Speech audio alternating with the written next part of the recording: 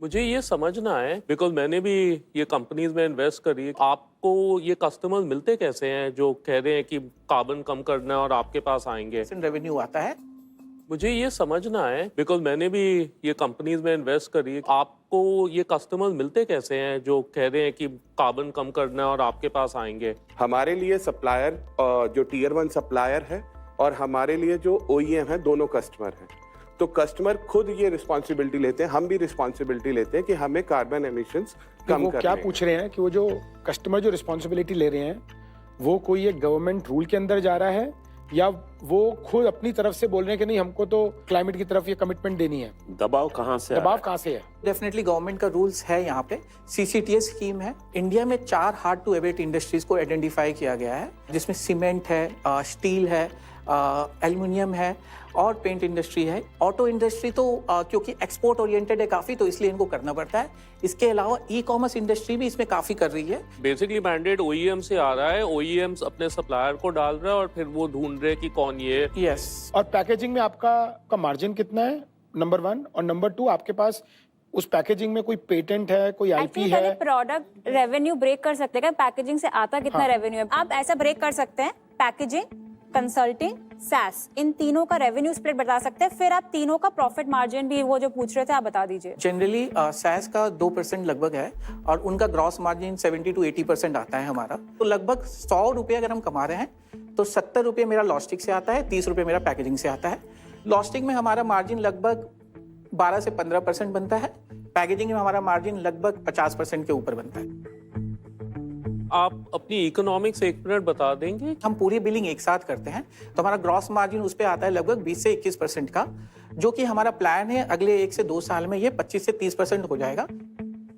Customer के लिए value proposition cost है, तो आप कितना कॉस्ट रिडक्शन आपने देखा है अपने कस्टमर्स के साथ, और उसके साथ अगर आप ये भी बता सकते हैं कि चर्न कैसा है? सप्लाई चेन में हमने देखा है 10 to 15% reduction, including packaging and logistics, जो उनका सप्लाई चेन आर्म होता है। प्लस हम पूरा सप्लाई चेन ओन करते हैं उनका, तो वो आउटसोर्स कर देते हैं। उसके बाद उनको सिर्फ प्रोडक्शन पे ध्यान देना है, उनका मटेरियल OEM पे कैसे डिलीवर हो रहा है, या OEM अगर वो मटेरियल चाहता है कैसे डिलीवर होना है, वो हम रिस्पॉन्सिबल बन जाते हैं उनके लिए। एंड सॉरी, कस्टमर रिटेंशन के बारे में बता सकते हैं? चर्न कितना है? हम सारे कस्टमर जो हमसे जुड़े थे पहले साल, लॉन्ग टर्म कॉन्ट्रैक्ट है, 2 से 3 साल, जनरली कॉन्ट्रैक्ट भी एक्सटेंड हो रहा है। तो जो कस्टमर शुरू से जुड़े वो अभी तक जुड़े हैं, अभी तक एक भी कस्टमर हमें एग्जिट नहीं किया। That's commendable. Zero churn? Zero churn. Very good. And how many customers? 30 customers. अगर मैं 100 रुपया मेरा बिजनेस में बचा सकता हूँ, उसमें आपको मैं कितना खर्च करना पड़ेगा? आपके बिजनेस का स्पेंड 1000 रुपए है तो 100 रुपए लगभग बच जाएगा मोस्ट ऑफ द कंपनी का। 1 साल में हम वो बचा के दे रहे हैं। 100 रुपए बचाने के लिए आपको कितना पे करना तो पड़ता है? उसमें डिपेंड करता है हमारे नेगोशिएशन पे, हमारे कमिटमेंट पे। कभी 40, कभी 50, कभी 30, ये रहता है। हर साल का रेवेन्यू और प्रॉफिट बता दीजिए, PBT बता दीजिए। फर्स्ट ईयर हमने 6.9 करोड़ किया था, PBT 20 लाख के करीब था। सेकेंड ईयर हमने 14.1 करोड़ किया, PBT 40 लाख के करीब था। एंड लास्ट ईयर हमने ये क्लोज किया 22.85 पे और PBT ऑलमोस्ट 40 लाख से। और इस साल हम 70 करोड़ करेंगे। अगेन हमने टीम और टेक पे काफी खर्च किए हैं और हमारा PBT लगभग 1.5 से 2 करोड़ रहेगा। अगले साल कितनी होगी? 26-27 की कह रहे हैं? 150 पे PBT कितना होगा? 150 पे PBT 5% we are targeting next year. अच्छा, EMI बताइए। यहाँ EMI लगभग अभी हमने 8 करोड़ का डेट ले रखा है। 8 करोड़? 8 करोड़ का डेट है। बैंक से तो लोन नहीं मिला होगा, वेंचर डेट लिया? अभी हमने CGST स्कीम में बैंक से भी लिया है, 3 करोड़ का लिमिट लिया है और इसके अलावा कुछ NBFC से लोन लिए हैं। वेंचर डेट से भी नहीं लिया। रिकर से भी लिया हमने। अरे वाह, टाइम पे पैसे देते हैं। वो वेट ही कर रहा था तब से, कह रहा नाम क्यों नहीं लिया अभी तक?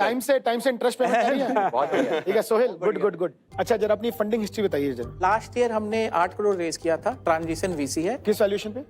40। और अब सीधा 400 करोड़? हाँ, ये एस्पिरेशन है। हाँ। अभी हमारे पास टर्म सीट है। तो 18 करोड़ जो एग्जिस्टिंग है वो ट्रांजिशन ही डाल रहा है? नहीं, वो उसमें 1 मिलियन डाल रहा है और 1 मिलियन कोई और VC आ रहा है। तो टर्म शीट आया आपके पास, इसकी sign? Yes. And post money पे? नो वैल्यूएशन नहीं, वो CCD है, जिसमें 300 करोड़ का उन्होंने कैप लगा रखा है। I run a company called Loginext and we have 98% revenue from outside India. मुझे आपका विजन अच्छा लगा ग्लोबल जाने का. मुझे लगता है कि आपका रेवेन्यू स्प्लिट जब ग्लोबल ज्यादा बनेगा तो आपका प्राइसिंग सिग्निफिकेंटली डिफरेंट होगा. एक बहुत बड़ा स्ट्रेटेजिक एंगल है. अगर आप वैल्यू देख पाओ तो जो भी हमारे कस्टमर्स हैं वो आपके कस्टमर बन सकते हैं. एंड Loginext के 200 कस्टमर है ग्लोबली और आपके बहुत सारे मल्टीपल ग्रीन फ्लैग्स हैं. वैल्यूएशन थोड़ा ज्यादा है डेफिनेटली. वैल्यूएशन तो क्रिम्सन रेड है. बट एक अच्छा वैलिडेशन ये है कि रिकर ऑलरेडी आप में इन्वेस्टर है. काफी यहाँ पे रिकर के इन्वेस्टर्स हैं. एक वैलिडेशन हो गया कि उन्होंने भी प्रॉपर डिलीजेंस किया होगा, आपके साथ पहले से जुड़े हुए हैं, तो एक वो भी अच्छी बात है. मार्केट, अब आपके स्कोर्स पर नजर डाल लेते हैं. ये है मार्केट बाय रेकर क्लब. यहाँ भारत के best of the best market investors बैठे हैं. हर पिच के बाद ये इन्वेस्टर फाउंडर्स को 4 core parameters idea, product quality, market demand और टीम पर जज करेंगे और कलेक्टिवली स्कोर देंगे जो प्रोडक्ट के लिए मार्केट का पॉइंट ऑफ व्यू दिखाएगा.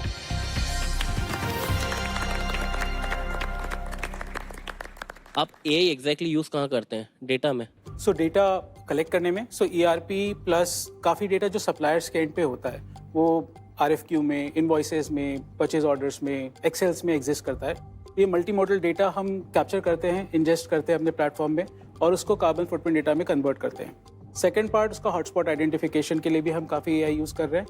थर्ड, हमने काफ़ी अभी IP फाइल भी किया है जिसके अंदर हम पैकेजिंग इनोवेशन लेकर आ रहे हैं. हमने अपना इन हाउस ऑप्टिमाइजेशन मॉडल लिखा है जिसके थ्रू हम इसको सेकेंड्स में कर पा रहे हैं और इसी को हम और आगे लेकर जाएंगे और बड़े डेटाबेस बनाएंगे. शिपमेंट पैकेजिंग से लेके प्राइमरी एंड सेकेंडरी पैकेजिंग के साइड पे भी लेके जाएंगे. Tycoons, so what's your offer on the table?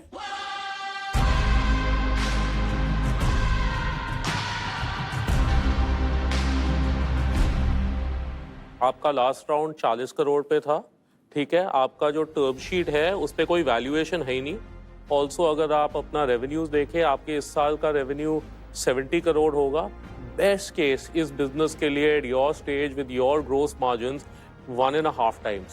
I think fair value मैं 2 करोड़ कर सकता हूँ eight 120 crore. I think 120 crore is a fair valuation. उस पे मैं 8 करोड़ डाल सकता हूँ. यहाँ पे ऑलरेडी आपके पास काफी अच्छे पार्टनर्स हैं. So I will wish you all the best. अभी के लिए I would like to stay out. मैं इंटरेस्टेड हूँ इन्वेस्ट करने के लिए, बट मैं वैल्यूएशन एक बार आप क्लोज करेंगे तो मैं जंप इन करूँगा. और सोहेल चंद तो मेरा कंपनी में अपना लॉजिक से पैसा डाला था. पैसा तो बनाया. तो मैं समझता हूँ उनकी लॉजिक गलत नहीं होता. आंख बंद करके उसी अमाउंट उसी टक्के में मैं भी डाल रहा हूँ. 2 करोड़ 1.66%. आदित्य आप भी क्लियर कर लो. तो मेरा भी क्लियर कर लो. मेरा 1 करोड़ कर दो 0.83%. अभी हम चलते हैं मार्केट के पास, उनका ऑफर जानने.